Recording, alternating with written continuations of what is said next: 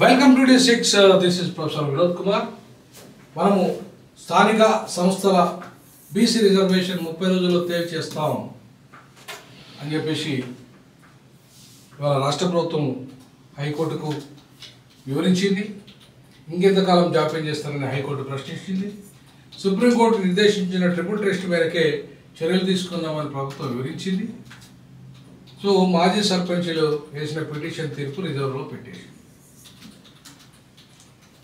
ఇవాళ ఇది పెద్ద సమస్య కానే కాదు. 42% లోకల్ బాడీలో వాటా కల్పించడం అనేది పెద్ద ఇష్యూ కానే కాదు. స్థానిక సంస్థల ఎన్నికల్లో బీసీలకు 42% వాటా, అది విద్యా ఉద్యోగ రంగంలో కల్పించడం కూడా కానే కాదు. ఖాళీ లోకల్ బాడీ ఎన్నికల్లో వాటా. మరి ఖాళీ లోకల్ బాడీ ఎన్నికల్లో వాటా విద్యా ఉద్యోగ రంగాలు కానప్పుడు జీవో ఇష్యూ చేయొచ్చు. ఇప్పటికే 50% పైగా రిజర్వేషన్లు అనుభవిస్తున్నారు లోకల్ బాడీలో. ఎస్సీ ఎస్టీ బీసీ మహిళలు 33%, ఓసీ మహిళలు, అలాగే బీసీ మహిళలు ఇప్పటికే 50% దాకా లోకల్ బాడీ ఎన్నికల్లో ఉన్నారు ఆల్రెడీ. 42% వాటా ఇవ్వడానికి పెద్ద పోయేది ఏమున్నది, జీవో ఇష్యూ చేయడానికి పోయేది ఏమున్నది. కోర్టులు కొట్టేసే పరిస్థితి అక్కడ ఏ మేరకు అవకాశం ఉంది. వాళ్ళకి కొట్టేయండి, ఏమవుతుంది? సుప్రీంకోర్టు కొట్టి, సుప్రీంకోర్టు కొట్టేస్తే మళ్ళీ ప్రజల ముందు కొట్టి మేము ప్రజలకు న్యాయం చేస్తుంటే కూడా కోర్టులు అనవసరంగా జోక్యం చేసుకొని అనవసరంగా కొట్టేస్తే నేను ప్రజల ముందు పెట్టండి, ప్రజలు నిర్ణయిస్తారు. మీరు మీ పార్టీ పరంగా టికెట్ ఇస్తా అంటున్నారు కదా, ఇచ్చేయండి.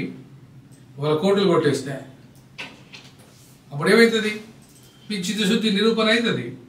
అరే వీళ్ళు పాపం జీవో తెచ్చి చేసినా కూడా ఇలా కావాలని కొంతమంది కోర్టు వేరు ప్రతిపక్షాలు కావాలని చేస్తున్నాయని చెప్పి ప్రజలు మీకే లోకల్ బాడీ ఎన్నికల అవకాశం ఇస్తారు.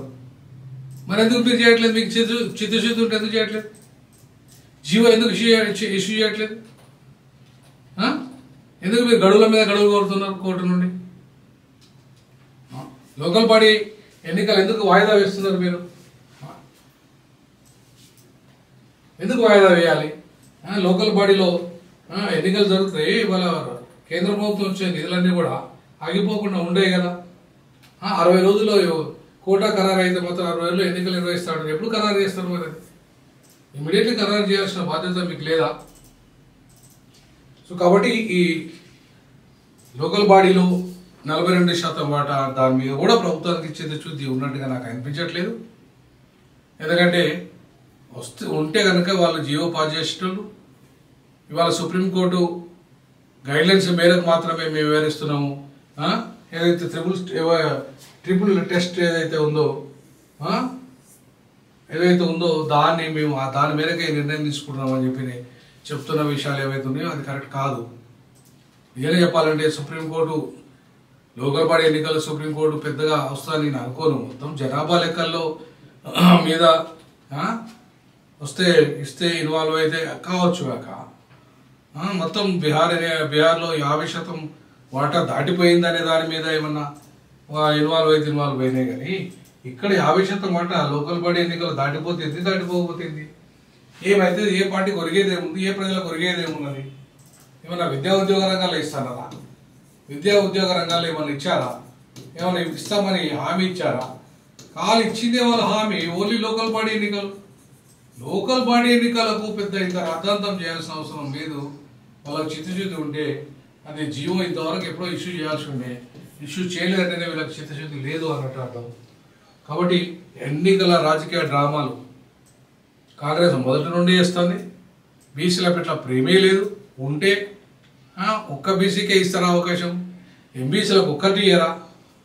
30% ఎంబీసీలు ఉంటే ఒక్కటి ఇయ్యరా? బీసీలకు ఇస్తే ఒక్కటి ఇస్తారా? మేము ఓసీలకు 2లకు 4 ఇచ్చినాము, ఎస్సీలకు 4 ఇచ్చినప్పుడు 52% మనం మరి బీసీలకు 4 కంటే కనీసం 4 లేవు కదా. వాళ్ళకి కనీసం 8 ఇవ్వాలి వాళ్ళకి.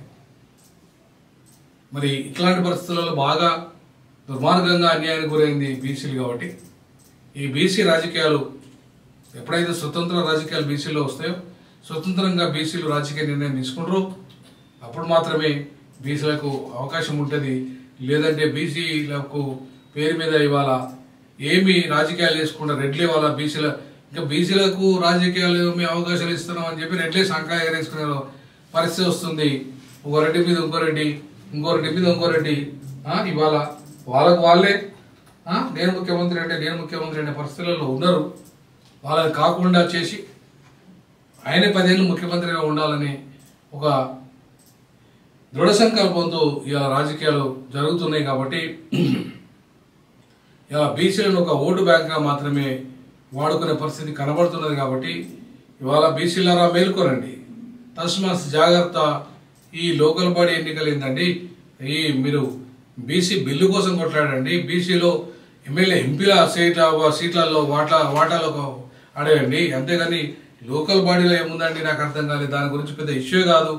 నిజంగా చిత్రచూస్తూ ఉంటే బీసీ బిల్లు పెట్టమనండి, దాన్ని పంపమనండి కేంద్రానికి పంపి బీసీ బిల్లును మొత్తమే ఎమ్మెల్యే ఎంపీలలో ఇవ్వమని చెప్పండి. బీసీ బడ్జెట్ పెంచమనండి, బీసీ మంత్రిత్వ శాఖ కేంద్రంలో ఏర్పాటు చేయమనండి. అన్నిటి మీద ఏం చేయకుండా లోకల్ బాడీ రాజకీయాలకు చిల్లరగా ఇవాళ బీసీలను వాడుకొని ఓట్ బ్యాంక్గా మలుచుకునే ఇంకా ఈ రాజకీయాలకు చెల్లుబాటు చేయాల్సిన అవసరం బీసీల మీదనే ఉంది. ఇలా బీసీలు ఆ దిశగా ఆలోచన చేయాలి. ఇద్దరు పక్కన ఉండగానే ఇక్కడ ఒక బీసీ ఒక బీసీ మధ్యలో రెడ్డి ఉండగానే అయిపోతుంది ఏమి. కాబట్టి బీసీలారా మేల్కోరండి, మీ రాజ్యాన్ని ఎరుకోండి. అట్లా కాకుండా మీరు ఇంకా దొరల దగ్గర తొత్తులుగా ఉంటే, మీరు ఇంకా పట్టణ దగ్గర తొత్తులుగా ఉంటే, మీరు ఇంకా దోపిడీ కులాల దగ్గర బానిసలుగా ఉంటా అంటే మాకు అభ్యంతరం లేదు. G6 టీజాక్ మాత్రం బీసీలు స్వతంత్ర రాజకీయ శక్తి ఎదగాలని భావిస్తుంది. మీరు కూడా మీ కామెంట్ రూపంలో తెలియజేయండి. జై భీమ్, జై పులే, జై పెరియార్, జై జై సామాజిక తెలంగాణ.